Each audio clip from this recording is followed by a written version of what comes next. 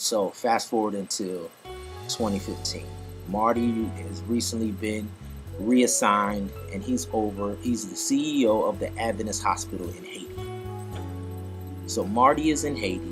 We're at Adventist Hospital in Haiti. And this is where we have a clubfoot clinic in here where they use the MD orthopedic braces. Come with me, let's go see. We're going to go visit some kids in the clubfoot clinic today and see how they're getting along with the brace. He is the chief orthopedic surgeon in Haiti, in charge of the clubfoot.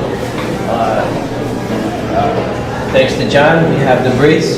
Thanks to Dr. Alexi, we have the expertise to be able to apply the brace. Taking a TV show in Creole that will be able to be broadcast over 100 stations in Haiti. Millions of patients will watch this. We're making awareness of the clubfoot procedure because a lot of people have clubfoot in Haiti. They don't know this is available. So we're going to let the Haitian community know, and they're going to be able to call Dr. Alexi, and he's going to be able to give them a location near them. This part of La Piste camp in Port-au-Prince was set up nearly 5 years ago to provide free basic housing to some of those who were disabled in the 2010 earthquake. Jean-Baptiste is one of them. He was working in a shop when the quake struck. As he was trying to get out, a wall collapsed, trapping his leg, which later had to be amputated. He and his 4 children now struggle to survive. Because of my amputated leg, even though I'd like to go to work, I can't. Sometimes people give me some food for the kids, but sometimes they can go for days without eating. The houses are basic plywood structures that are now 5 years old, with no running water or electricity. But Jean-Baptiste says things could be worse. I'm happy that I have a house, even though I don't have the means to live on. I'm hungry and there are other difficulties for me and the kids, but I'm very happy to have the house because if I didn't, we'd be living on the streets. An estimated 4,000 people lost limbs in the earthquake. Such a large number of new amputees has changed attitudes here, according to the director of the local branch of the charity Handicap International. It made people realize that this could happen to anyone. The earthquake affected all levels of society, so everyone recognized that all of a sudden, a mishap like an earthquake or a car accident could make someone an amputee and affect a whole family. Skillfully moving on their crutches, Haiti's Azarian soccer team brings a message of hope and resilience to a country still devastated by last year's massive earthquake. The team, wearing blue, is made up of 23 all-amputee players, 17 of whom lost their limbs during the 7-magnitude quake. On Monday, they faced off against Haiti's national amputee soccer team in Port-au-Prince before a stadium of enthusiastic fans. The Zarian players received treatment, athletic training, and prosthetic limbs, thanks to $1 million donated by aid organizations benefiting the program. Thousands of people lost limbs in the earthquake, which left more than 1 million Haitians homeless. The program has helped more than 100 young quake victims become fitted with limbs, and hundreds more will begin treatment in the coming weeks and months.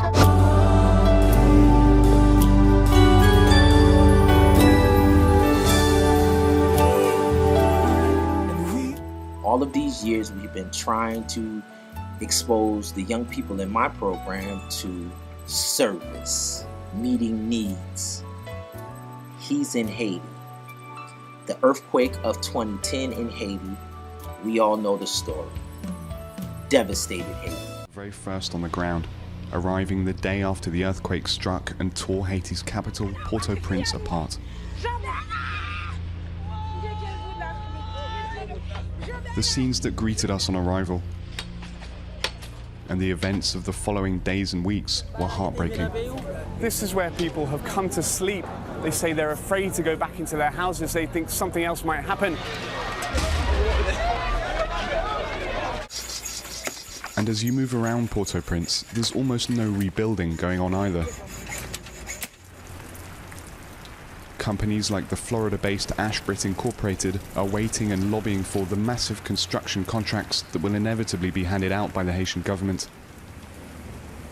But 6 months on, few major reconstruction contracts have been awarded. While the company waits for contracts, more than 1.5 million people are living in over 1,200 camps, most of them under tarpaulins.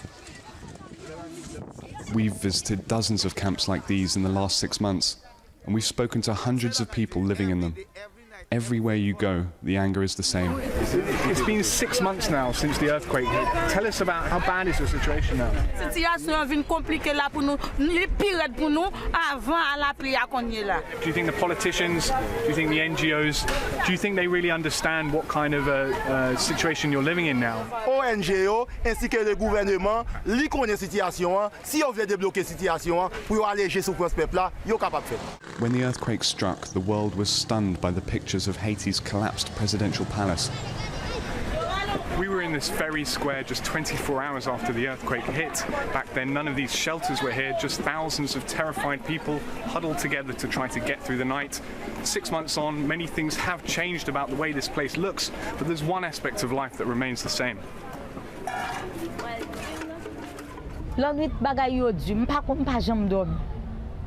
M'coucher, mais m'pa dormi. Louina Alabre lost her husband in the earthquake. Just 3 days later, her 14-year-old daughter Falonde was attacked by a group of men. Lèm gade m'vini, mwen lap vin sou mwen, et puis tout rad sou li plein sang, et puis lap kriye. Lap kriye, m'di yo, so gen wapè de kriye kwa, so gen koto yon sang sa yo. Li di yo, m'pa kapale, non m'pa kapale, m'pa kapale. Lèl vini kounya, il alap dim, c'est 3 messieurs qui vini, yo a les âmes, met sou li, et puis yo dit le constat, yo prend, yo bouche figil, et puis 3 messieurs yo fait quoi sou li, yo assassiné le net. In May, Louina herself was raped when she went to use the latrines. The attackers were hiding inside. Konya, et puis yo ralo 11 ans, mais maintenant j'oreille moi. Yo dit si me fait bruit, y a tiré.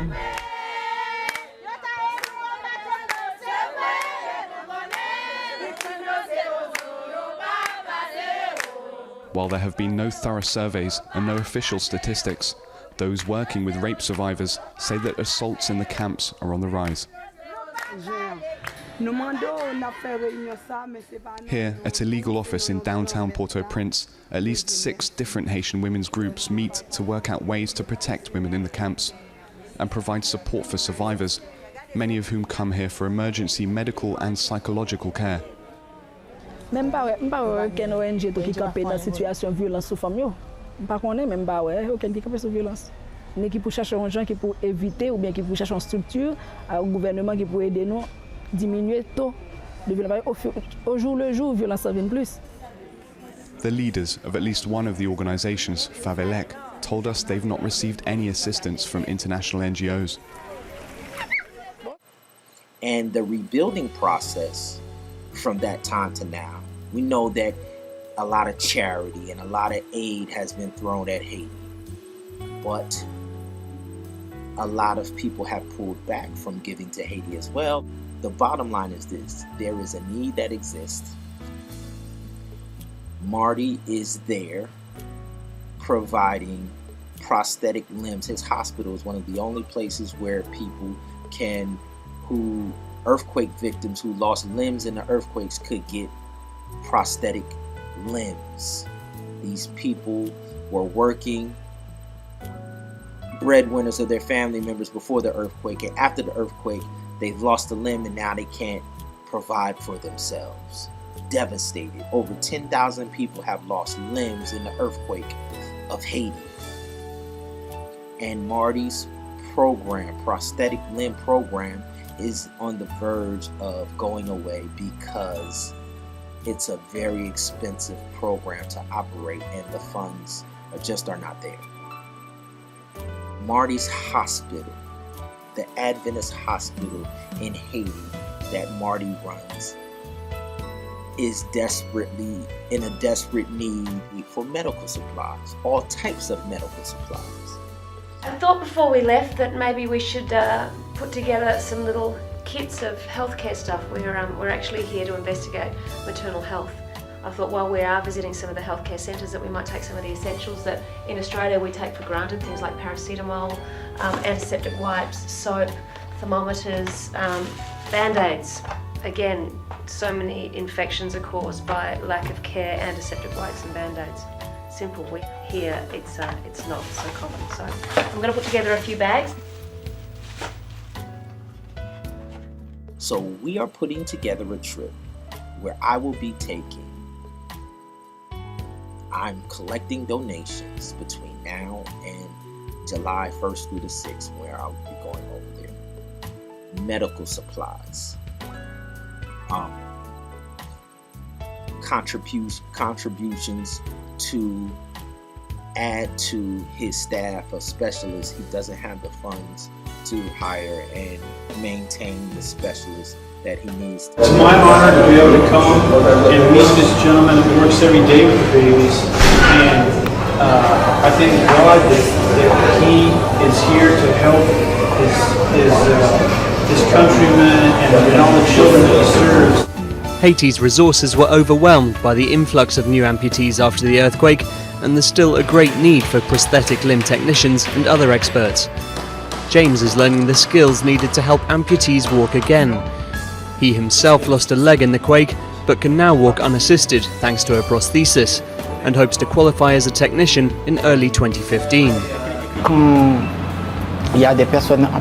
When I treat those who have been handicapped, be they upper body or lower body amputees, or those with spinal problems, as a victim of the earthquake myself, it gives me the courage to help them. It brings it right back to me.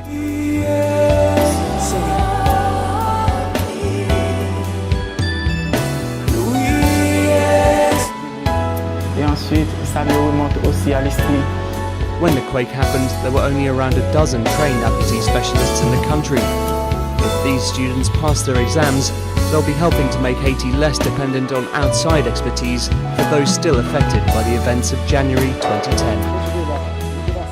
Maintain it. All right. So we are going to sponsor contributions that will pay for the salary of some staff members until the hospital gets to a point where they can provide these salaries on their own.